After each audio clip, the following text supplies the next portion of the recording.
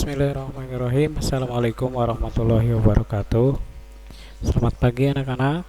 Alhamdulillah pada kesempatan kali ini kita bertemu kembali dalam pembelajaran tema 3 sub tema 2 pembelajaran 4. Kalian bisa buka di halaman 83 sampai halaman 85. Kali ini Bapak akan menyampaikan materi hari ini, yaitu sifat benda cair, ya. Sifat benda cair. Kalau kemarin kita belajar tentang sifat benda padat, ya. Nah, kalian sudah menyampaikan hasilnya. Terima kasih. Nah, kita tunggu di akhir materi ini tugasnya, ya. Anak sekalian, seperti kita ketahui, kita tinggal di bumi ini, dan bumi ini terdiri ditutupi hampir 71% dengan air. Nah, kalian bisa baca di halaman 83 kesimpulannya bahwa sekali lagi bumi ini ditutupi oleh air. Jadi lebih banyak air.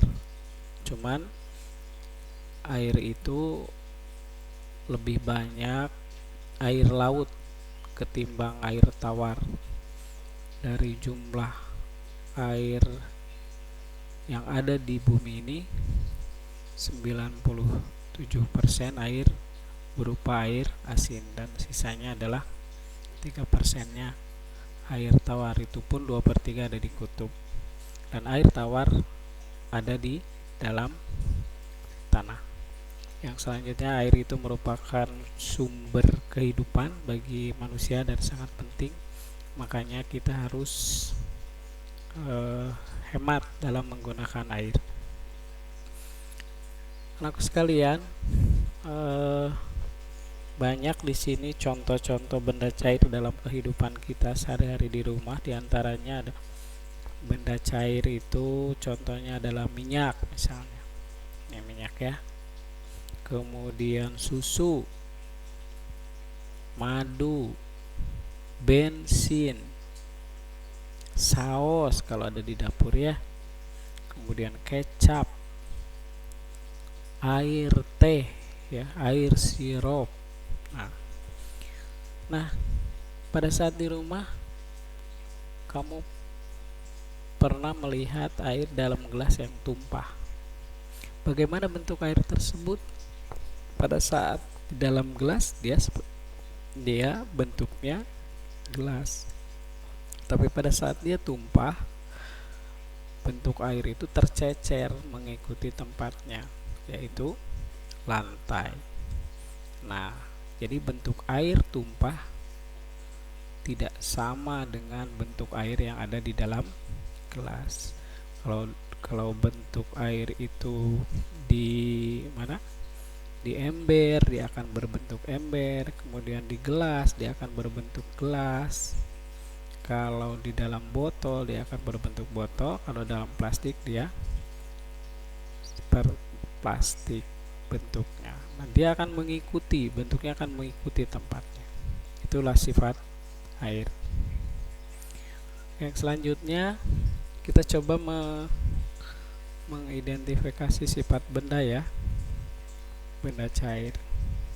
Nah, kita siapkan alat dan bahannya, yaitu air, minyak goreng, ember, botol, kantong plastik. Siapkan. Nah, langkah percobaannya bagaimana? Kita akan melihat bagaimana sifat air. Kalau dulu batu dimasukkan ke dalam ember, tetap tidak berubah. Dimasukkan ke dalam botol, dia akan tetap tidak mengikuti tempatnya. Jadi itu benda padat seperti itu. Kalau benda cair bagaimana? Kita coba masukkan air itu ke dalam ember, maka dia akan mengikuti bentuknya, yaitu seperti ember. Kemudian masukkan ke dalam botol, dia akan mengikuti bentuknya seperti botol. Lakukan yang sama, misalnya minyak goreng atau air susu atau air apa? Air sirup misalkan ya. Nah, masukkan lagi ke dalam plastik. Nah,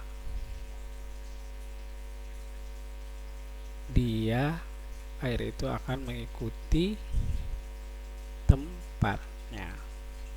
Nah, kesimpulannya anak-anakku sekalian bahwa benda cair mempunyai sifat bentuknya berubah sesuai dengan wadahnya. Kemudian benda cair dapat disentuh atau dipegang, ya. Ini dua kesimpulan hasil yang tadi kalian amati. Kita dapat menyimpulkan bahwa dipindahkan ke sini bentuknya sama, dipindah sesuai dengan tempatnya, kemudian dipindahkan ke botol, dia akan mengikuti tempatnya. Botol mengikut, masukin ke dalam plastik seperti ini, dia akan berbentuk plastik. Nah, itu bentuknya berubah sesuai dengan wadahnya. Kemudian benda cair dapat disentuh, kita dapat memegangnya, dapat menyentuhnya ya.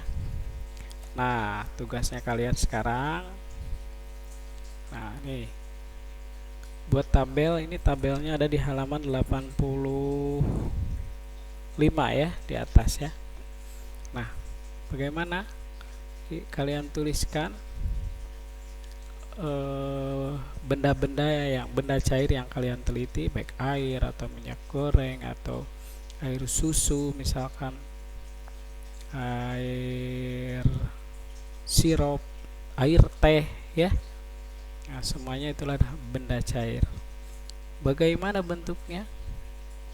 Bentuknya berubah sesuai tempat tidak? Kalau betul, kita checklist di sini ya. Akhirnya bentuknya berubah. Kalau masukin ke botol, ya akan seperti botol. Masukin ke ember, ke gayung, ke kantong plastik, kan bentuknya berubah sesuai tempatnya. Kemudian ingat, bentuknya tetap walaupun tempatnya berubah. Silang di sini ya, silang.